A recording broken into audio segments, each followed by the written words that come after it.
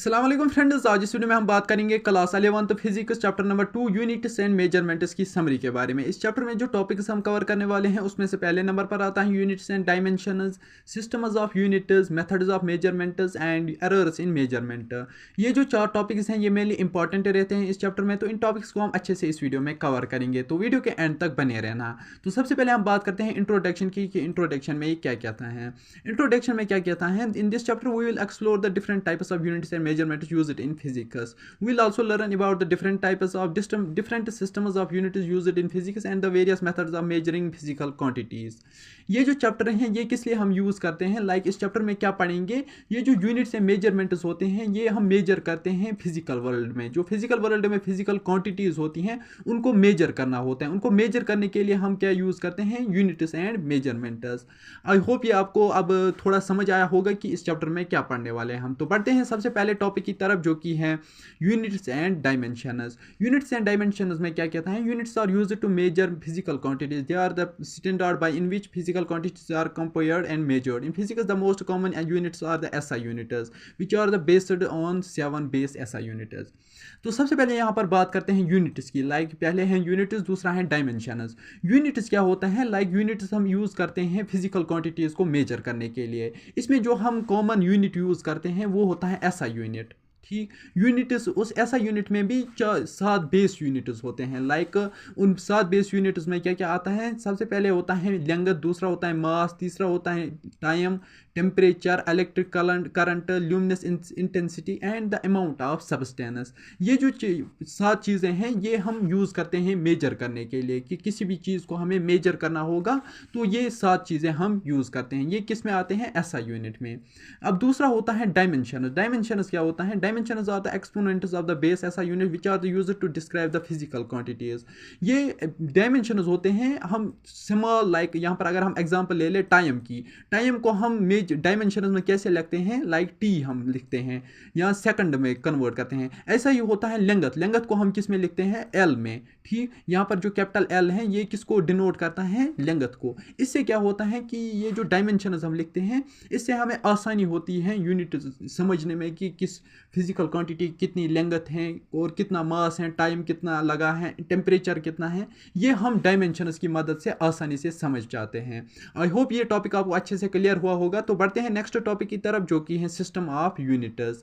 In physics there are 2 main systems of units, the international system of units and the British imperial system of units. ठीक, ये जो दो इस system of units में क्या होते हैं, ये 2 सिस्टम्स हैं। एक होता है SI यूनिट, दूसरा होता है BIS यूनिट। ठीक, लेकिन जो SI यूनिट है वो आमतौर पर यूज़ किया जाता है। हम डे बाई डे लाइफ में कौन सा ये यूज़ करते हैं, SI यूनिट। SI यूनिट हम इसी वजह से यूज़ करते हैं क्योंकि ये एक्यूरेट होता है। ये SI unit is preferred system of units of physics as it is most accurate and widely used system. ये बहुत ज़्यादा एक्यूरेट हैं किससे, BIS means British imperial system. ये दो आप याद रखना, इनको पूछा जाता है कि दो सिस्टम्स यूनिट ऑफ सिस्टम्स कौन कौन से होते हैं। एक है SI यूनिट सिस्टम, दूसरा है BIS यूनिट सिस्टम। SI मतलब होता है इंटरनेशनल सिस्टम ऑफ यूनिट्स और BIS होता है British imperial system. I hope ये टॉपिक आपको अच्छे से क्लियर हुआ होगा। तो बढ़ते हैं नेक्स्ट टॉपिक की तरफ जो कि है मेथड्स ऑफ मेजरमेंट्स। इसमें हम देखेंगे कि हम कौन कौन सा मेथड करते हैं यूज़ मेजर करने के लिए। किसी भी फिजिकल क्वांटिटी को मेजर करने के लिए हम क्या क्या मेथड यूज़ कर सकते हैं। In physics there are several methods of measurement, these include direct measurement, indirect measurement and derived measurement. Measurement हम 3 तरीकों से कर सकते हैं। पहला होता है डायरेक्ट मेजरमेंट, दूसरा होता है इनडायरेक्ट मेजरमेंट, तीसरा होता है डिराइव्ड मेजरमेंट। अब पहली बात आती है कि डायरेक्ट मेजरमेंट क्या होता है। Direct measurement are made by measuring the physical quantity directly. अब हम बात करेंगे डायरेक्टली मेजरमेंट, इसको हम एक एग्जांपल से समझेंगे। हमारे पास अगर हम कार होगी हमारे पास, ठीक, उस कार को हमें मेजर करना है। उस कार को हम इजीली मेजर कर सकते हैं अपने हाथों से, या कोई भी स्केल ले सकते हैं, कोई ऐसा सिस्टम ले सकते हैं जिससे हम मेजर कर सकते हैं। वो हम फिजिकली आराम से कर सकते हैं, हमें कोई टेंशन नहीं रहेगी क्योंकि वो हमें मुश्किल नहीं है, इम्पॉसिबल नहीं है। दूसरा होता है इनडायरेक्ट मेजरमेंट। इनडायरेक्ट मेजरमेंट में क्या एग्जांपल आती हैं, हमें अगर मेजर करना होगा कि अर्थ से मून तक कितनी डिस्टेंस है, ये हम डायरेक्टली ऐसे मेजर नहीं कर सकते कि यहाँ से फित लगाएंगे और यहाँ तक पहुँच जाएगा फिर हम देखेंगे कितना बड़ा है, कितना ये मेजरमेंट कितना है, लेंथ कितना है। ये हम ऐसे ही मेजर नहीं कर सकते हैं। इसको हम मेजर कर सकते हैं इनडायरेक्ट मेथड से, इनडायरेक्ट मेजरमेंट से। और तीसरा होता है derived measurement. Derived measurement are made by combining 2 or more measurements.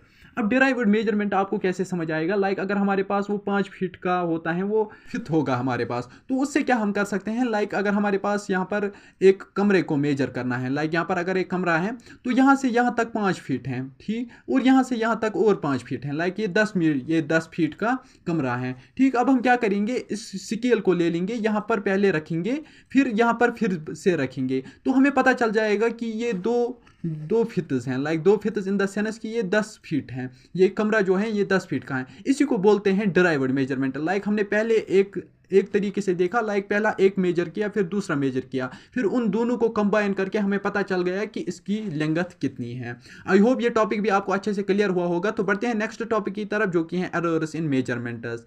Errors क्या होते हैं कि हर जगह हर चीज़ में एरर आता है, वो थोड़ा सा ही क्यों ना हो, लेकिन एरर थोड़ा सा आता है। Errors in measurements are inevitable, they can be use obvious in various factors including the accuracy of instrument, the skill of the observer and the environment in which the environment is taken, ठीक।